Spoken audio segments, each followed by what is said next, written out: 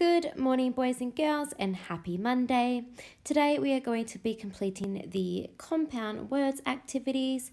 You will find this worksheet in your work pack. The first thing that you need to do is put your name up the top.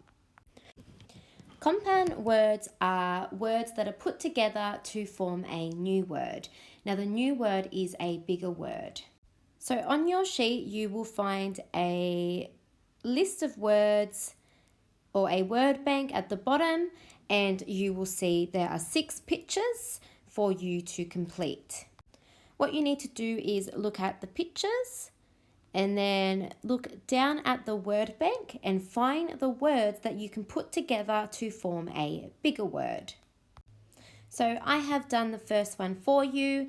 The word is fish bowl. Now, if you were completing this with your piece of paper, what you would do is cut out the word fish and the word bowl, and you would paste it into the correct boxes. Now, it's your job to complete this with the rest of the activity. You have 6 pictures in total to complete, which means that there are 12 words in total that you need to put together to form a bigger word.